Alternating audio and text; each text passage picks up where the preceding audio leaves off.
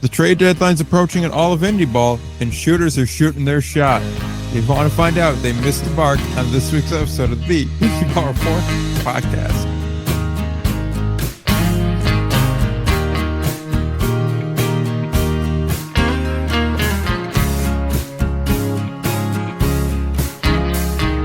We're back again for episode number 280 of the Indy Ball Report podcast, the show that keeps you all ears all the time. How you doing, Ryan? Oh, it's just writing up a tweet about legalizing killdozers. So business as usual. Big week for the country. Big week for Ryan. Huge for all of us. I feel like there's a lot going on in the news today. So I feel like this is the right time to slip in the killdozer thing onto a bill and just see where we end up. I honestly am loving the fact that you fired off a couple of banger tweets in the pre-show, and now you're just keeping it up full steam. I mean, yeah, dude. I always appreciate you as my proofreader / hey, is this a bad idea? And how often you don't say it is. I respect it. So here's the thing. See, Ryan's dumb. So then he asks me to proofread it, thinking as though I'm going to be the voice of reason. When in reality, all you alternate between being even dumber or saying, it's not me dealing with the fallout, and it could be funny. Okay, yes, but also, I don't even know where to go. You say don't do that just frequently enough to get me to just go along with you saying to do something 10 more times. You have a good read for that. See, it's about it's like having one of those backpack leeches for your kid. I hate that. I hate you, and I hate that. Yeah, you can go check out that kiosk in the mall. Oh, not that far. Yank. Bro, leash kids. I need a study on how well leash kids do in the real world. They're getting older now. Who's willing to do that research? I'm a data guy. Daddy needs his numbies. Is this the worst open we've had? I don't actually think so. Daddy needs his numbies is awful. This is both the best and worst intro we've ever had. I love it. Yeah. And I need someone on the don't, but at this point, who's still listening to this thing? I need someone on the Jersey Shore boardwalk. I need someone on the Jersey Shore boardwalk immediately to come up with t-shirts to say Leash Kid Club on it. Oh, I shouldn't have a leash. Show me the data. Where's the data? Oh. So as you can tell from this cold open, we've gone a little nuts. But you know who isn't nuts anymore? Modesto. Because the Modesto nuts will not exist anymore. Set me off, huh? Oh, yeah. We're going to do this? Yeah, we are going to do this because the Modesto Nuts are losing their affiliation after this season because MLB is making outrageous stadium demands that Libertarian Ryan most certainly would disagree with because there shouldn't be demands. How there shouldn't even be a safety standard in the ballpark, right? No. Dude, that ain't even the rant you're going to get me on. You already know where I'm heading here. I'm so furious. So Modesto, they are in fact losing their ballpark. They didn't bow to MLB demands to upgrade their stadium. They're now reevaluating what they're going to do. The city wants to keep some form of entertainment in the ballpark. However, they seem to be somewhat intrigued by the possibility of going to the Pioneer League, seeing as they have two teams within 2 hours. YOLO being 2 hours away, Oakland 90 minutes away. You could, in theory, have 3 California teams, 4 if you want to get daring, and have a small little pod over there, and then they wouldn't have to play each other, 50 times in a 96-game season, but, whatever. And as a nice backup option, too. If I don't know, I'm a little out of the loop on how UC Davis is going. I haven't heard any complaints, but it can be stressful if you're sharing with a team. It's not like or with a college. It's not like it's abnormal, but I think it does give you a nice backup option out there because the worst case scenario is you only have one team. So knowing that there is even a possible, if something goes wrong with one of the teams, specifically YOLO, because Oakland is a different situation, basically, it does give the fallback of you'll put a team in Modesto if you need to, and then Oakland still survives with that. But I do agree. This is sort of a pod. Well, doesn't To I'm a big interject, believer in Marysville. Sorry, go ahead. doesn't Oakland still have to commit to next year too? They do, and I don't know. I would give anything to see the actual contract, but they do. Essentially, you have membership in the league, but that membership in the league depends on fulfillment of obligations and wanting to return, and the league wanting to return, essentially. But I think that's based on the fulfillment of obligations, most likely. Though I wouldn't be surprised if there was some. I don't know. I don't think many owners in the league were super on board with this extension anyway, so I'm not sure they have a say in it returning. But I don't know. I think to this point, it sounds like I would expect it to return. It's that third year where I really have some question marks. Well, of course, after year 2, Brian should have enough B-roll for his documentary, so it should be fine. I expect the documentary to come out next year, actually, which will then drive some people back to the ballpark. We'll deal with that. Maybe they could do a screening at the ballpark. That's where opening night will be. The premiere. Oh, no, I wouldn't be surprised. That sounds about right. Oh, 100%. It's a matter of, do they do a double feature with the game, too, or not? We should refocus here because I am optimistic about the potential of going Pioneer League.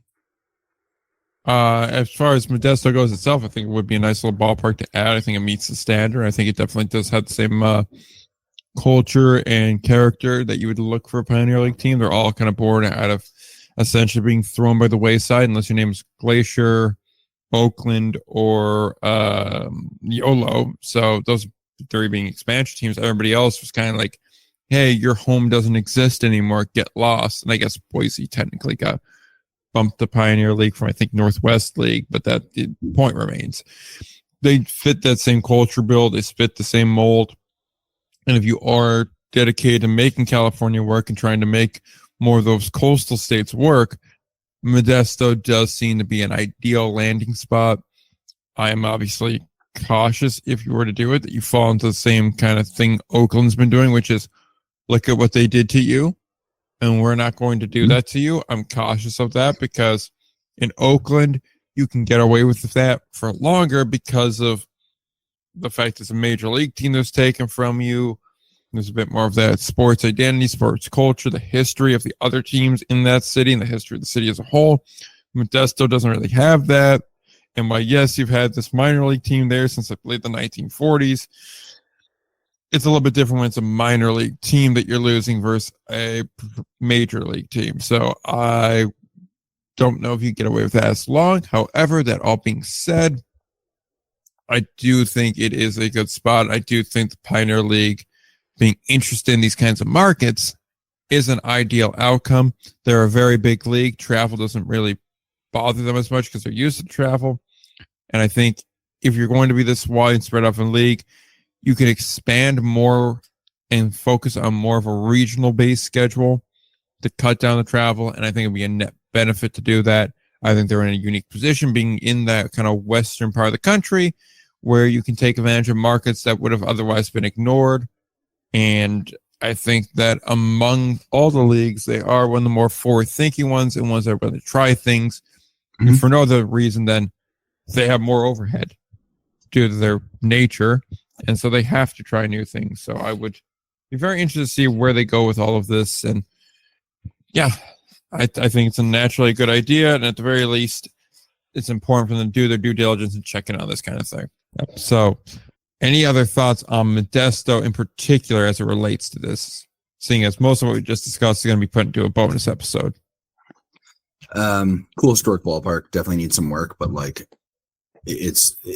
they can't not have baseball there next year. That's a crime. They've been there for so damn long. Like one of the longest tenured. I mean, they've been there since 1955.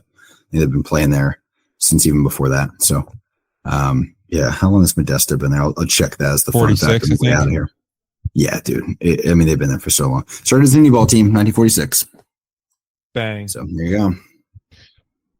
More likely, Pecos or Pioneer next year. Pioneer. I think there's not desperation sounds bad, but I think there's a desire to further expand, and I think the more they expand out there, the more they solidify it. Okay. And I do think it's a huge deal to get us more than two teams out there. Is it a desire for the league to expand there, or is it a desire for ownership to expand out there? Because those are two different things. Because ownerships were already skeptical of Oakland.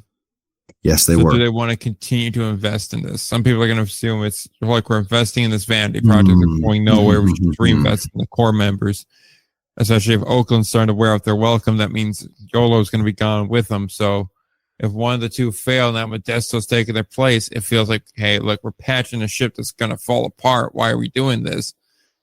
But if there's actually some gung-ho-ness to there, you can add them in. And then, as you always like to point out with Marysville, that's always a possibility on the table. And then all of a sudden you have four. Four in what would it be, a league of 14 at that point? You get one more in California. You could do a 5, a 5, and a 5. Top division winner from each of them. And a wild card. Boom, there's your playoff. Yeah, possible. So how do I think they feel? I think they would be hesitant about further expansion to California unless it was a solid situation and they felt like there was some sort of assurance that they would not be stuck holding the bag on just one team being out there. So whether it's 2-team expansion out there, whether that is, YOLO going away and just solidifying the Oakland setup, which it might be what happens, by the way. That might be a goal for them, is to get down to one team, since one owner is running both. Then maybe, now I don't know this is in a conversation I'm having with the owners over there or the GMs even, but how would I feel? I would feel good about it if I were them. I would. I think it's good. I think unlocking a further market, and I think that also allows your foothold to become stronger for northern expansion, going up the coast toward Oregon and Washington. And I think if you really want to fulfill this league into what it could really be, that allows for that. That also allows for larger markets. I mean, I love the Pioneer League markets. I love specifically the Pioneer League for the small markets it has. However, that does limit the team revenue, which in turn limits the league revenue. So by putting in some larger coastal markets, that can start to fill the pot a little more disproportionately than the smaller ones, in my opinion. If that's how league finances work, I'm a little gray on that one. Interesting. Dude, as I said that sentence, I was like, Jesus, I'm in the weeds. What am I doing? There's a reason why why I have trouble getting content done regularly. It's because I'm talking to someone about like the grassroots, like Frontier League finance basics. Like I'm in it on something weird, and then I'm like, oh shoot, it's 9:00. I probably should have made a video. There's a reason why this podcast is an industry show, but it is also almost certainly the top industry show. I gotta believe my wife is the most patient person in the world. If not, she would have left you by now, and at that point, we could have made content throughout the night. That's why I sit here facing the front window, just so I know. If I see those taillights and you gotta grab one of those bats and run after her. Taillights? Dude, I'm hoping for headlights at this point. She's long gone. What? Long gone, like affiliated baseball in Modesto. And on that note, we go to the Pioneer League proper, because the Oakland Ballers are selling shares of their team. Over 800 sold to fans so far. They gave the reason being, again, we wanted the fans to be involved in the team because they are, say the line at this point, for Oakland. Thank you. Oh, yeah, okay. For Oakland. They're for Oakland, Ryan. Come on, keep it together. Keep it together. I did. Now, is this just their attempt to try and copy the Packers? Are they in need of money, or is this actually a fun thing for fans? Discuss. I don't think it's that fun for fans. I think it's an FU toward A's ownership to invest the money that you would be spending with them into this team, and that's fine. I think, yeah, dude. I think so. It's business as usual. Yeah, I mean, I think this is trying to take the weight off of just how much it costs to run the team. I think part of that is them going, oh, crap. But I think part of it is just common sense. I think it's common sense as well. I think I know that I keep a critical eye on that ownership. This doesn't overly send a red flag to me, though I do also think it's mostly symbolic, and it's more of a symbolic middle finger to Oakland A's and a symbolic and real money toward toward the Oakland Ballers ownership. So I don't know. That is what it is. I don't fault them necessarily on that. People are willing to get involved with it. People are willing to get involved as long as they're being delivered what they're promised. It's fine. Yeah, I'm curious about it. It seems like an interesting little move. Feels Packer-esque. It's weird the way they advertise it a little bit. That makes me a little bit sweaty. Yeah, it does feel like you're actually getting like a say in things. And I just can't imagine that you're going to have 500 sweaty Oaklanders all packed into a room deciding should we or should we not raise concession prices because we can't afford to keep renting these retractable seats. Yeah. I also sometimes think, and this is more I'll allow the critical thing, like the critical of ownership and doubting of ownership to get in here. I do at times, that conspiratorial part of my brain goes, like, it allows them to really say, we tried everything. It's not our failure. It's all of our failures. You know, that's the negative part of me. I'm trying not to indulge that too much. Trying to give them leeway to breathe. Look, it could be a fun scene to shoot for the documentary. Dude, I know. It's a great winner to say it's a team owned by Oakland, by the people. It's not owned by us. It's owned by the people of Oakland, the fans. I already see that black screen pop up here now, going with the white text on it, with how many people invested, and then it was no longer our team. It was no longer a team for us. It was our team. And then ours slowly morphs into Oakland. I wonder if there's a story like us, people asking, how can I do it? How can I get involved? How can I be involved? I wish I could. And then it's like, you know, and then it's going to be in the water. How do we do this? It's so going to be in the water with the lighting going, yeah, we introduced him. They were flying off the hooks. Can I get involved? Even the nail man was asking about it. No, he made. Yeah, somebody walked up to him in the store and asked. He got recognized. Exactly. And you're going to have that music right behind us kind of swelling a little bit. And it's become more hopeful than it is inspiration, but it does have a little touch of that in there. Enough yeah, about I know how to do documentaries. I've had to film that shit before. Frustration with their ownership. I will say this, though, on talking baseball here. Oakland went in, 2 games back, I think, of a playoff spot and going into the last 6 games set. Yep. And Glacier had the lead. They were playing Boise, that was a good matchup. Like, that was like a legit matchup. Oakland was playing last place Great Falls and split 3 of 6 with them. Can't do that. Oakland can't do was how badly do you think the ownership team wanted that, by the way? How bad did they want that for the doc? Playoff berth straight off. Come from behind playoff berth press too. Release. I know. That's tough. Again, that's that weird thing where I'm rooting for ending for film, dude. They've tied 10-10 tonight. What are we doing out here? Suspended a game? I hate ties so much. I keep seeing them. They keep coming up. I'm glad I busted up that Billings conversation. I don't know if I did it. I feel like probably someone else did it. You can't really slip a tie through a league office without anybody asking questions, but that was weird. But that's a different one for people who were following my saga with Billings last week. It does mean the point. Final 10-10. Yolo scored 5 in the 9th. God, Oakland's pitching depth is still a problem. Oh God! But I do want to talk about that playoff race, though. Go ahead, go for it. Yeah, I thought it was a tremendous playoff race, though. It was exciting to the end, where everyone stayed in it, and Noco only finished a half game out of Glacier. By the way, Glacier got the final playoff berth. They slip in. They will be in their first playoff berth in franchise history. It's them in Missoula. The final 2 will be decided at the end of the year. It will be the top 2 teams in the standings. They will get the last 2 berths. Should that be either a Glacier and or Missoula, then they will go to wild cards and be the next best 2 overall records. So make of that what you shall. But on that note, got 2 notes. One following up, it was a knockout round win for YOLO, but the schedule didn't have that updated yet.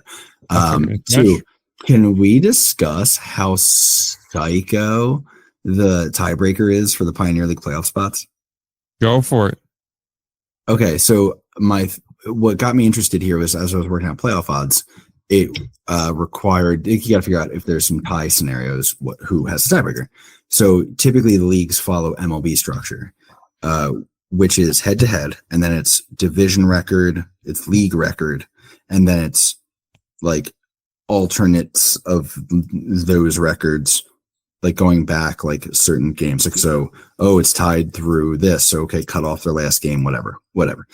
Point is, that's the problem with the Pioneer League, because not only does Pioneer League not have leagues and divisions, it's all one league right now, but also the teams don't play each other like all the time.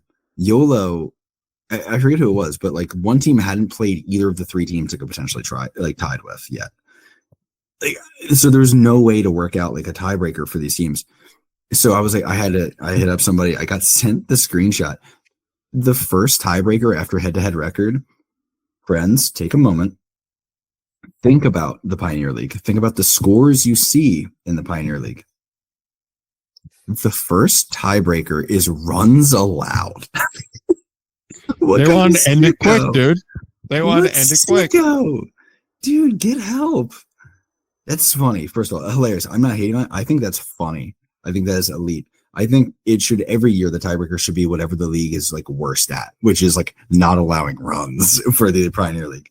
That is tiebreaker is highest average attendance for the Frontier League. Oh, nice.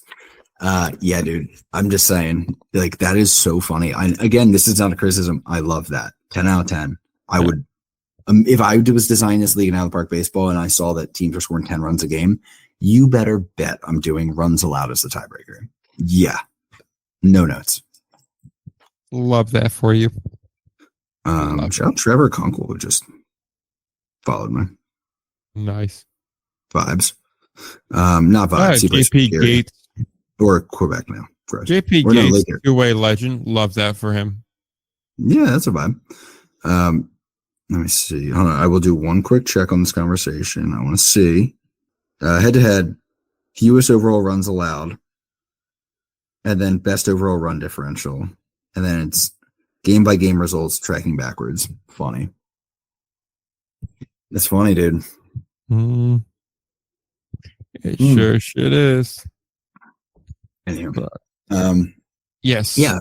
So to summarize, I have, and we talked about it, I think now 2 weeks ago. I've generally speaking been a little bit underwhelmed by Indy Ball this year. I think the talent level has been down, and that's fine. It's an ebb and flow thing. I think that's a natural progression of things. However, I have been pleasantly surprised by the Pioneer League this year. There are not many garbage fires. I have a theory. Yeah, go ahead. A theory, which is right now, you're going to see whenever the Pioneer League or the Frontier League is up, the other two are going to be down because of the way the system feeds into itself. And right now, because the Atlantic League and American Association are down, I don't think we can really describe it any other way. There's not a lot of competitive baseball going on there, at least among, quality's down. Yeah. You're seeing it's improved in the Frontier and it's improved particularly in the Pioneer League. It's because those younger players still have not filtered their way up and through. But on the upper levels, those guys have either retired because they realize, like, okay, I'm 33, it's not going to happen. I got to go get a real job, for lack of a better term, because they probably have a wife and a kid, and that this $2,000 a month thing ain't cooking no more.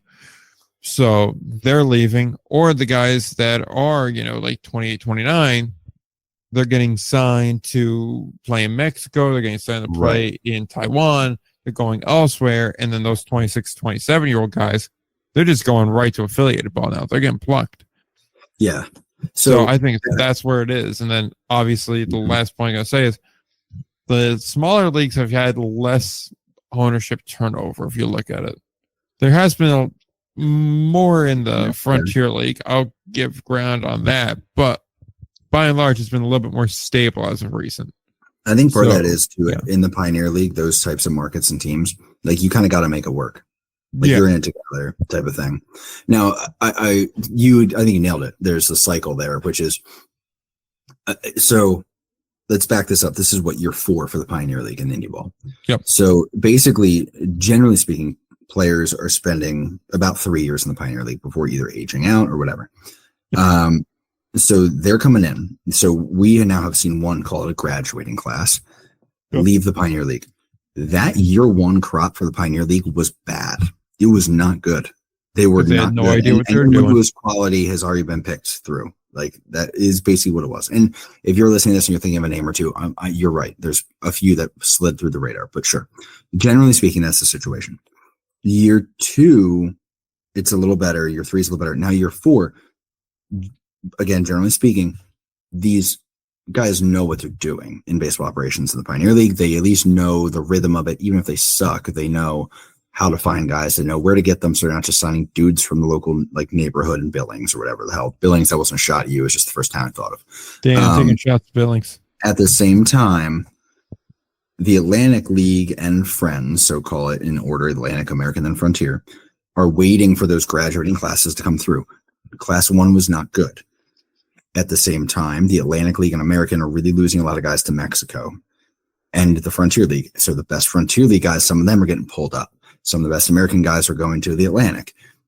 And it's thinning the talent level while not restocking it from the Pioneer. So the only thing you've got are college draft guys who aren't drafted out of college. And what's happening in the MLB draft right now, it's like mostly college guys all of a sudden. So it's all coming together at bad times for baseball right now. So if you're not like really talented and have a multi-year plan, Quebec, Gastonia, those teams, you are struggling right now. It's a grind. Thank you for coming. Dude, we're just leaning into all my nerd spots today. This is great, man. I love it. We're talking Dime Baseball Holdings. We're talking partner league contracts. We're talking the cycle between Indy Ball teams, buddy, or Indy Ball leagues. I'm living life. You're in your glory today, aren't you? Yeah, man. I could get drunk and sing a national anthem. Please don't. But I'll also add, though, too, part of what's nice is these upper level teams, they're filtering through guys more quickly because they're realizing, hey, these college kids are not cutting it. But they're also getting taped, they're getting data because a lot of the upper ones got TrackMan and all that stuff. And they've seen them against top level professional pitching or top level professional batting.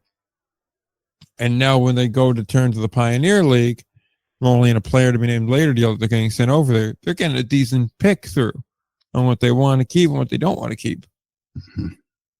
They're getting some sort of experience in a guy. At the very least. That's a really good point. At the very least, these managers that are in the Pioneer League, they probably have now made their connections with the managers in the other leagues.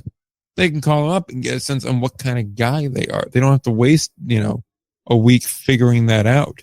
They already know what they're getting. So, yeah, sure, I may be getting a guy that our baseball ops guy put projections for and says he's a slightly average, trending below average player in our league. But I know he's going to be great in the room. I can afford to keep that on my roster. I'm only going to have a couple underperformers. So I'll get an underperformer and give him a second shot too. It has some potential and drive to improve. And it's for the boys. Hell yeah, I'll take that on my team and try to make it work. Especially if his classification is rookie and I'll buy a few more years off of him. Why not try the chance? We could see a shift was coming when Dan Kubiak was in Pioneer League all season last year. When they were able to hold him. Now there's some talk about Pioneer League. Are you being good? Are you letting guys go when there's offers? Are you Pioneer League? Okay. I'm not telling you. Just checking in. Because I do hear sometimes, especially certain teams, are a little difficult. I will speak to the only team I've really heard somebody vouch for at this point is I have heard Missoula is quite good with working with you. Of course, Missoula. Of course they are, right? I know. Back to the West. What a kick in the wiener. Like, of all the teams, it's the team at the top. But I just hear Pioneer League just that good. Pioneer League can be difficult, not only because of, you need to get them to let a guy go, but also because you can only give them back a dude who's like 22. So if you're an Atlantic League team, you probably don't got one. Feel like, yeah, we can go ahead and spare one of our interns to send over there. Right? Yeah, he threw once. Don't worry. Played high school ball for a couple of years. That's basically the situation. Daytonville went ahead and made the third round of the state tournament that year, and he was like the number 4 starter. So, like, I think he's got it in him. He can give you if he didn't get that blister, man, who knows? To summarize, Pioneer League, this is your moment. Good job. Yeah. Great race, too, by the way. If we're talking about quality of play, I know we're going to circle back to that league later, but American Association, I get it. The story with what's his face in Sioux City is like wild, like JD Schulten or whatever. Yes. I need you to never again put out the fact that Montgomery is on the phone begging him to pitch that day. Could you make Indy Ball look more amateur? Don't worry, Ryan. It only made the New York Post. So annoyed. I was like begging this dude who hasn't thrown a professional pitch in forever to come throw.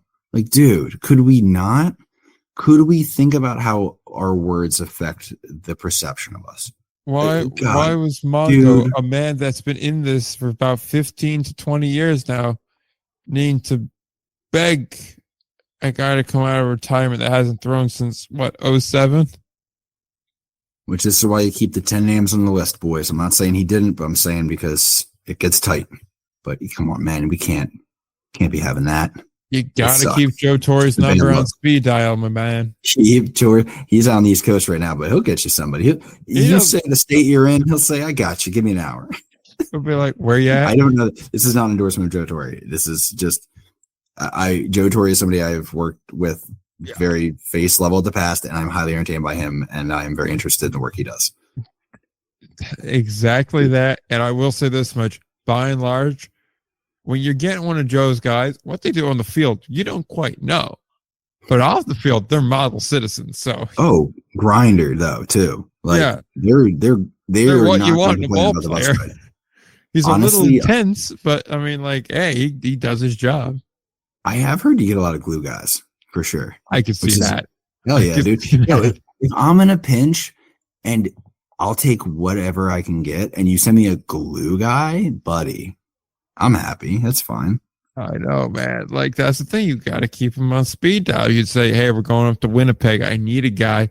He'll find someone that has a visa, has a passport, and happens to be in North Dakota. His decision to just keep that many visas on deck is, I mean, chef's kiss. Joe, killer move, dude. He'll be like, you got like lineups that have like 5 Black Sox players. Like, just dude, remember the COVID year where you just need to keep the guys on staff that had COVID vaccines? Where it's just like, give me 5 minutes, I'll have you a Canada squad ready to go. It's damn impressive. They were playing ball like pretty far north in the Midwest. I could be wrong on this. I could have my timing wrong. I think they were playing pretty like in the Midwest at that point. And it had to have something to do with how quickly you can ship a dude to Canada. It had to. Okay. It's so funny. I just see it now. Yeah, we're going from Fargo up to Winnipeg. I need a guy. He needs to have a visa and he needs to have a passport. Go, hold on, give me 5 minutes. All right, got a guy in Grand Forks. He will drive to meet the bus, hold the bus for 20 minutes. There are 3 types of people listening to this right now. People who hear Joe Torre, I think we're talking about the Yankees manager. We're not. No. People who hear Joe Torre and think, I hate that guy, which is, you might be right, but that's okay. And people who hear Joe Torre and like, love that guy, dude's a dog. And like, honestly, I've heard a million opinions on Joe Torre, and like, I still fall on the side of like, I kind of roll with Joe Torre. I've been given reasons to not like Joe Torre, and I go, okay, good to know. And I still like Joe Torre. Go back and listen to the Joe Torre interview we did like 4 years ago. Not endorsing him. I'm just saying, if you're asking me personal opinion on it, dude, if he's doing an event in my area and I can get there, I want to get there. He's a grinder. He's an interesting guy. You never know what you're going to get. And sometimes you're left thinking like, okay. I respect anybody who's guy's dedicated. A lot of people grind by a byproduct. Like basically they grind because they have to. He's grind by design. And I think that's fascinating. There's something to be said for any of those people, and it's fascinating. Not endorsing. Just that is where I find. And if you ask, he is certainly a value to the teams because he has kept some Indy Ball. I'm sure there have been games that would be dropped without, like, from a schedule without Black Sox guys. It's kind of crazy. Joe's probably listening to this too, which is someone will send it to him for sure. Oh, yeah, he's gonna hear it. And the thing He's is, gonna DM me. Hi, Joe. It's fine. Yeah, this is gonna be fun. I cannot record something from my truck without thinking of you, and I hope that's a compliment to you, bud.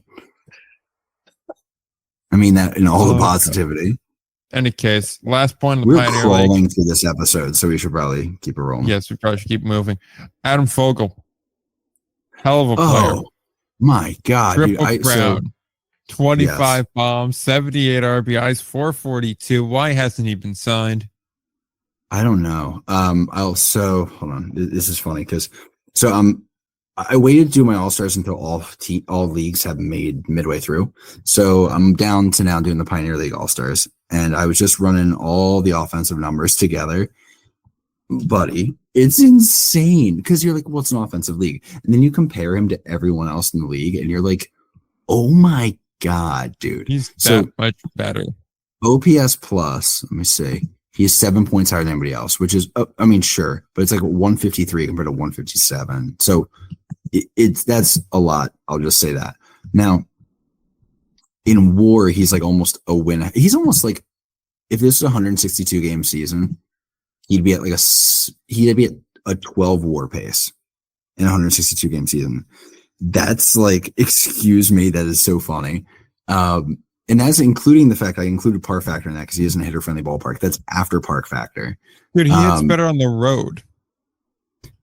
In my nerd life, I keep basically my own little like Ryan metric to value things, just sort of weighted to like what I like. So I kind of at a glance know who I want to pay attention to. And I basically have one essentially. And it means nothing, but like, let's just say I got it, which is it's basically like your runs created, your total bases, your walks, that's basically the vibe. It's subtracted by like your outs and your strikeouts counted twice. And like that usually puts everybody pretty close together. He has like 174 on that scale, and the closest to him is an 88. And now I know that means nothing. But for context, if we were to take the Atlantic League in that same scale, the scale that values slugging and not striking out, the gap between first and second, the gap between first and 10th is like 20 points. The gap between first and like 10th in his is 120 points. Like he is substantially better than the league. It is really insane. But I do want to circle back just one thing though. There are other scouting orgs that Mongo could have went to get guys. He didn't just have to go Black Sox. Indy Ball Jobs is another one of them. Oh, what's the other one? The Prospect, what? I forget the name. Prospect Dugout. Yes, Prospect Dugout. That's it. Mm-hmm. I should have known that because Maddox was on the show to promote that too. And he's also a manager in Billings. So there were options there. Plenty of options. All right. So I think after that Adam Fogel dive, we're pretty good on the Pioneer. I think we've given them plenty of time this week. So that gets us to the American Association, which luckily for us, on the field, doesn't really have too much cooking. Off the field, some all-star notes. Home run derby field to sit. Achenbach, Alexander, Crook, Emery, Fino, Groshans, Hernandez, O'Grady, Teeter, and Raywald are going to be competing. Now, it seems like it's pretty much the same format MLB used. For one general round, they hit for 3 minutes, 30-second timeout allowed, top 4 advance, 1 versus 4, 2 versus 3, 2 minutes, 30-second timeout, top 2 advance, and then repeat pretty much. And then a 1 minute swing off, and then it alternates if there's still tie. Yeah, no bonus round, I guess. There may have been. I had to put a link back up. Yeah, sorry, I got to pull it. I literally closed it earlier. Like, well. Yeah, first round, all 10 will get 3 minutes as many as they can. 1 30-second timeout. Top 4 moved to round 2. Second round, seeded 1 versus 4, 2 versus 3. Lower seed hits first. I'll tank get 3 minutes to hit as many as possible. 1 30-second timeout. Winners advance to final. Final 2 minutes. Hit as many as you can. 1 30-second timeout. If still tied, then each will get 1 minute to hit as many as they can. If tied after that, they will go to a swing off where they alternate at bats. My official take on the home run derby is the way to do it is the 10 out system. Again, back to that, with a 20-second clock between each swing. So you can take pitches, but you can't take more than 20 seconds worth of pitches. That's the take. That's my official position on things. I don't really know. I don't have a lot to say on the home run derby thing. Home run derbies are fun. Hopefully it's a good one. It's awkward sometimes at lower levels. You can run into the home run derby where no one hits them. Frawley Stadium was famously large, and I think they did a home run derby the 1 year before I was there. I went as a kid, to attend it. I swear there was 2, 3, maybe home runs between everybody. Cringe. And so when they came back for the All-Star weekend, they did, they did a reverse home run derby. So they started out in center field and hit it into the crowd. Kind of awesome, not gonna lie. It wasn't a bad vibe, but it was necessary. It feels forced, but it was. So that's the deal for the home run derby. Any real thoughts on it? Not really. Who's gonna win it? Oh shoot! Give me Crook. Crook's either winning it or going out in round 1. No in between. That's a hilarious take. Watch, if he goes out in round 1 or he wins, I look good. That means he's going out in round 2. Yeah, no, I was gonna say he's gonna thread the needle on that one. Let's go with shoot. Oh no, I like Raywald. I like the power. He sometimes gets one. And you're he just absolutely mangles a one. You're damn. Been doing that since Jersey too. Hernandez can go on runs though. Teeter's been cold, but it doesn't really affect home run derby. It's called what it is, but not cold, but you know what I mean? He hasn't been cranking home runs the way he was. So yeah, probably I'm going to go Raywald. Okay. All right. Also, Trevor Grauer replaces Davis Feldman, and Trollvik Iverson will replace Dykov. So, couple late replacements. Yeah, man. Congratulations to them. That's a vibe. Feel good for that. It's always a good thing. I will point out both division races are starting to lose some interest now.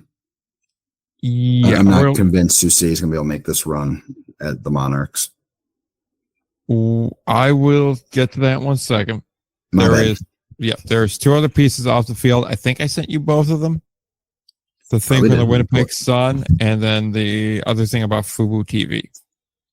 Yeah, the Fubo TV thing I am better acquainted with. All right, we can start. There's not much to say on it, frankly, but let's talk about that while you pull up the other thing.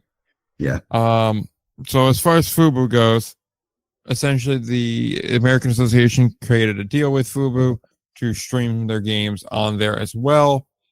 I think it's nice. I think it's great exposure. A lot of people use Fubo instead of cable. And I think especially right now when there is no MLB baseball on, this is a great way to try and get some more brand familiarity at the moment. Because, hey, someone's looking through it. They may find it. And if they're in a need for baseball, it's baseball. Who knows? Maybe you hook a guy or two. And it costs you next to nothing. I thought more interesting enough in that article, it listed some of the numbers that they do on AA Baseball TV. Yeah. Essentially, this year, their sub/revenue are down 20 to 25%. Keep in mind, they went subscription free. Yeah. If you just want to watch the games live, you only need the subscription if you want playback and the additional content. So to only see a, fifth to quarter subscriber drop, pretty good considering the price of it. However, their viewership went up 224% and projects to be 1.3 million by the end of the season. So that is a tremendous boost there. And it also tells you what they were rocking with prior to it by simply just applying that 2.24 to a prorated 1.3 million. Yeah. I will point out it's Fubo, not Fubu, not for us by us clothing, my guy. But yeah, yeah, I don't know. I guess it's good. I like getting, expanding a viewership. I think it's a good move. That's why I was always a proponent of YouTube for it, if you know how to brand it and sell the advertising. But yeah, not bad. I like the AA Baseball TV product, and I think it's good to see them continuing to grow that elsewhere. I'd agree. I think it brings it to a different audience too. No, it which I wasn't think an is exciting positive. take. Yeah. Great. I'm with you. What's your take on the Winnipeg Sun article? Really, I think it's all pretty much stock and standard. The interesting thing is that they're in deep discussions with 4 cities to expand to. That is interesting to hear. Yeah. It's funny. I have weird feelings on Winnipeg. Not weird in a bad way. Just like I have a lot of thoughts on Winnipeg because I think Winnipeg is one of this hints at it. This article is one of the most valuable markets in the country in baseball to the sport of baseball, because Winnipeg is in sort of an odd area that's underserved baseball wise and brings good baseball their way. And they do those efforts, which this article mentions, like going up and doing clinics in like further away reaches of towns, to markets that just really get ignored kind of by the baseball populace for the most part. So I like Winnipeg. I'm all for more attention being shown on them and success. Their crowds are awesome. They do a really good job sort of fostering and sustaining that. When it comes to the expansion, I think that's really interesting because I guess it's more northern expansion is the angle of the article, but I guess western expansion could be. I didn't even really get that there was an angle. I think it's just that there's 4 in there. I mean, we know what was it? Murfreesboro's almost certainly going to be one of them. Yes. So that takes 1 off the table. That leaves 3 others. I have to imagine that they're all general area over there. Right. So that was what I was thinking too, Southeast, but for it to be mentioned so prominently in the Winnipeg article is what threw me. I was like, is that? Because if you look at it, by the way, we talk a lot about the Cleburne gap and how they need to like bridge the Cleburne to Kansas City gap with some teams, as if the Sioux Falls to Goldeyes gap only having Fargo in between isn't like the same distance. I'm just about to say Fargo is holding up that conversation like Atlas with the world. Right. I mean, I wouldn't be surprised if they're looking for like another bit of northern expansion, and then you can do a north and a south division if you really want to. Losing St. Paul was huge there. I mean, there was the other one up by there. What was the name of it? Oh, I'm forgetting. It's also Minnesota. Blanking the name of it, because I talked about it for a while. Yeah. Metro Millers. Oh, them. I forget where they're located though. Oh God. Are we thinking the same team? I think so. We could be.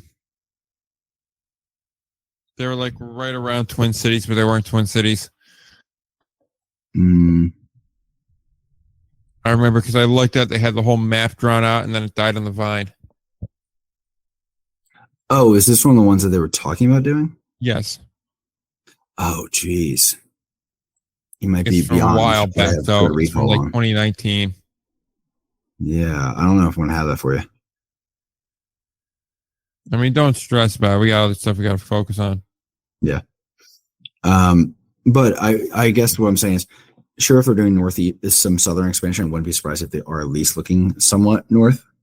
And I did find it interesting that it was noted in this article, though, that the way articles get written, it could have been mentioned offhand just as a promo for the league, and then the author mentioned it more than expected, and all of a sudden it seems like it's a more prominent, relevant thing to that area of Canada. It definitely could have been. Yeah, Shakopee, Minnesota is where it was.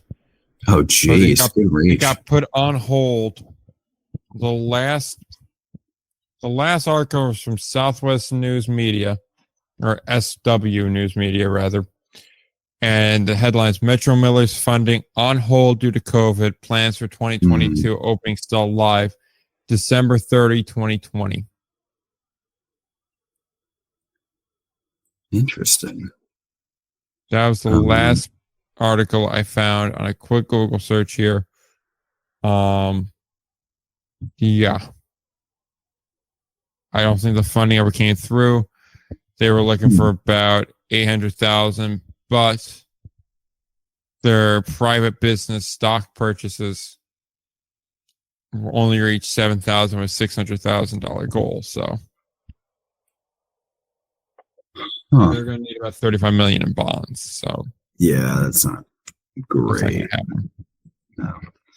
But we've talked plenty about potential Canadian markets, so maybe. You never know. I like how you just make a Minnesota market Canadian. Well, no, I'm just saying, like, we specifically between the two of us have focused on Canadian markets. So I'm saying even if it's not Minnesota expansion, it could at least give some cushion around them with another team. That's all. That's all I'm saying, dude. Also, it would appear Shakopee is just outside the Twin Cities. Yeah, that I guess makes some sense as well. The one that it flopped onto my radar from the Northwoods League not long ago was Duluth. Has a sizable ballpark out there if they ever look that way. They used to be Northern League. Yeah, I would assume that there's a reason why they have not transitioned over to American. So could we get a team in Regina? That'd be amazing. Any case, yes, I found the expansion point interesting that we're having multiple leagues being mentioned in expansion rumors, 3 of 4 actually.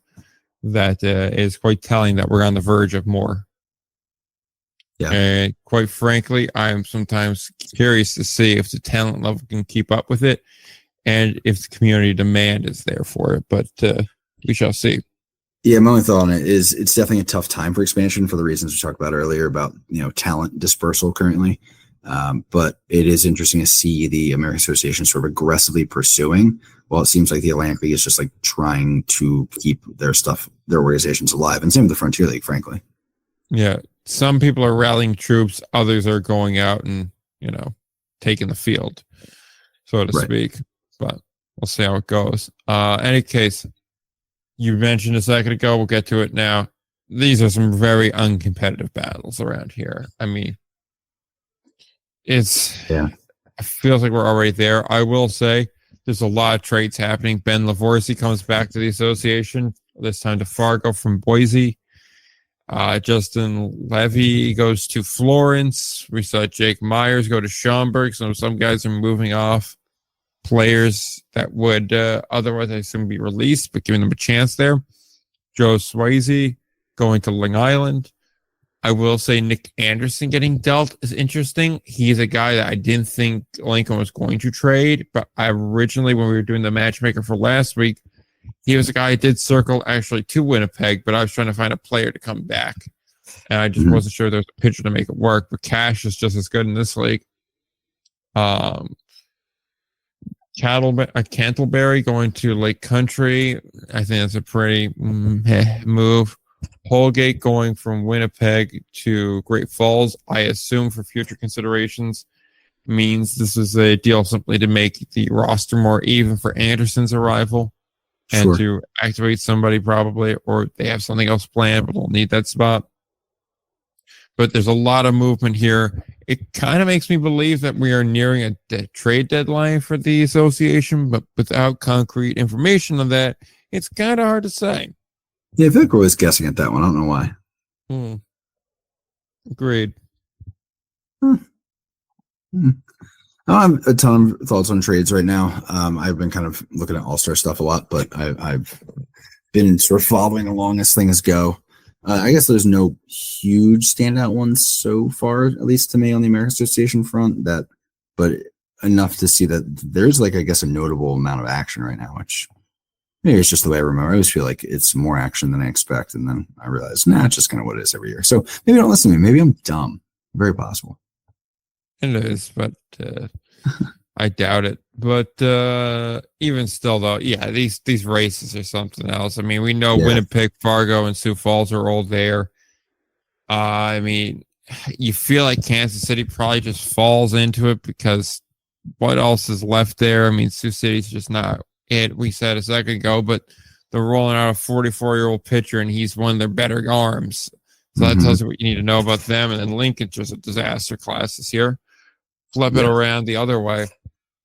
Lake Country looks better, but they still have a long way to go, and I don't think they're going to get there this year just by virtue of what's in front of them.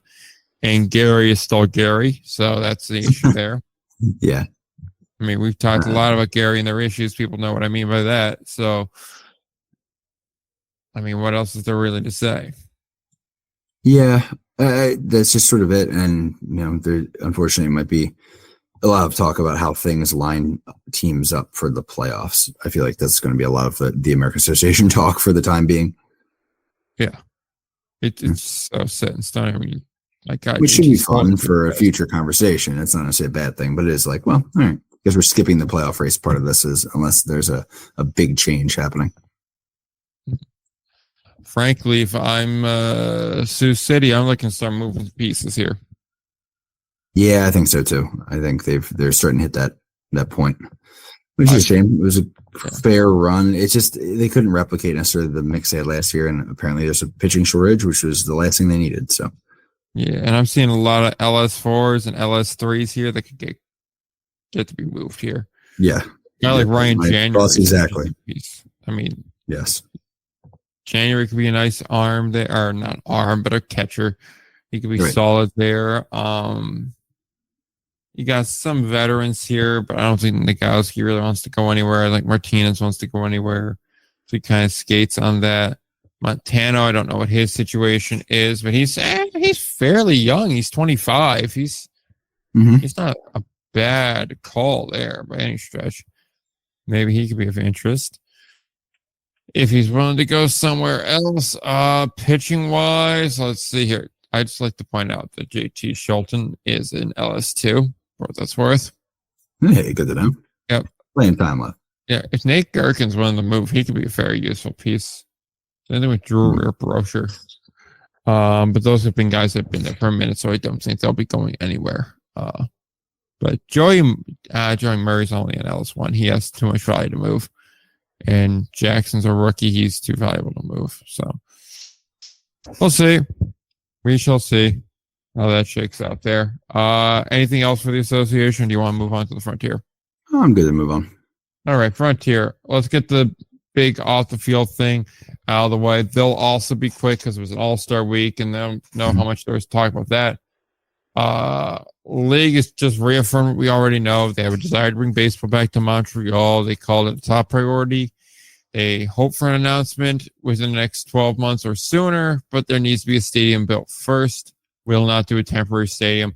A little bit different from American Association expansion, which typically picks the city and then focuses on getting the thing built. Secondly, it's a reverse here for the Frontier where they want the stadium before they give the team. Understandable on both counts. But I saw a lot of fanfare around this, but this has been said time and time again. This is not a new announcement. They've always wanted a team in Montreal. Quebec City's always wanted a team in Montreal. It's a matter of Montreal does not have a ballpark. And I think part of it is if you're the city of Montreal or the immediate area, do you want to spend that money building a minor league park, which would almost certainly be the end of your MLB ambition?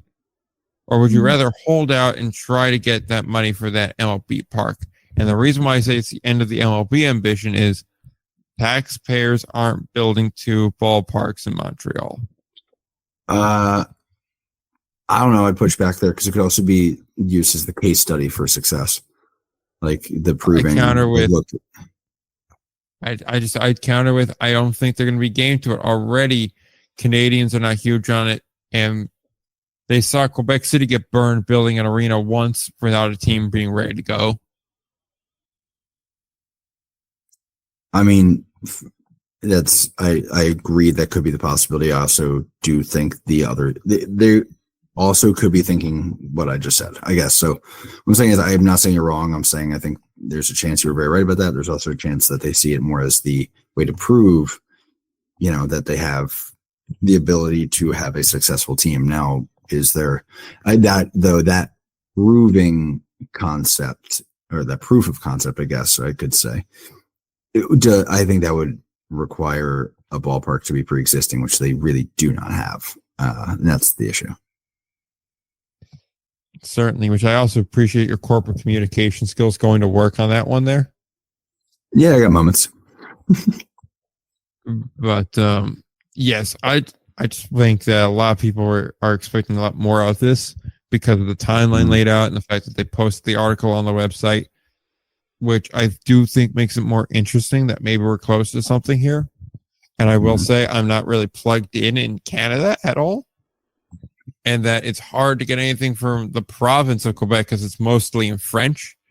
That makes it a little bit more difficult to do work with when, you're only speaking English. But regardless of that fact, I don't see this as anything too groundbreaking. I think what's more interesting is that they post on the website, but I could also equally just say they're having an all-star event in Canada in a market that really wants another team. That are popular. Exactly, especially when one of the guys associated with the team that's hosting it is part of Baseball Canada, and would like to see that team in Montreal for a slew of different reasons. I agree, and I do think I believe Montreal will be phenomenal there. I think they do really, really well, and I think it would help out a lot to have 4 Canadian teams because it opens you up to a whole slew of things, especially if New England doesn't come through. Then you can have a Canadian division, which isolates you a little bit, makes things work a little bit better. It helps out a lot. That being said, I want to see stadium news before I start to get excited. Right. Exactly my point. Yeah. Grand ideas without, even a semblance of how you're going to execute it is difficult to get on board with. Absolutely. Any major thoughts on the All-Star game? There's a little bit of an issue with the skills comp. It appears that the English broadcast did not go off as smoothly as the French one did. There was a little bit of a hiccup there, and that there was only like 2 or 3 events I was hearing. I did not watch because, again, I refuse to play for flow on principle alone. But even still, I heard about that a little bit. Cristiano won the home run derby, and the West defeated the East 2-1. David Mendham got named MVP on that one. Interesting. I'll have to look into that a little bit more. That actually went over my head.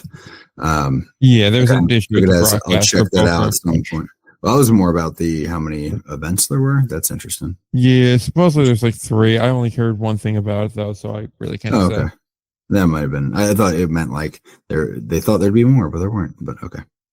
Yeah, I don't know if they ever announced how many there were formally, but honestly, 3 events probably seems about right because you figure it's probably a fielding, a hitting, and a pitching.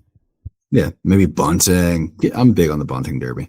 Yeah, honestly, bunting could be a thing and base running thing, but I also understand not wanting to do base running. Yeah, more sliding and things like that. I get wanting to pick ones that are more easy to go, easy to do, prevent injury. I get it. Yeah, I feel it. But, as far as on the field, there's not really much to discuss here because they haven't really played for like 3 or 4 days. So, not too much to say.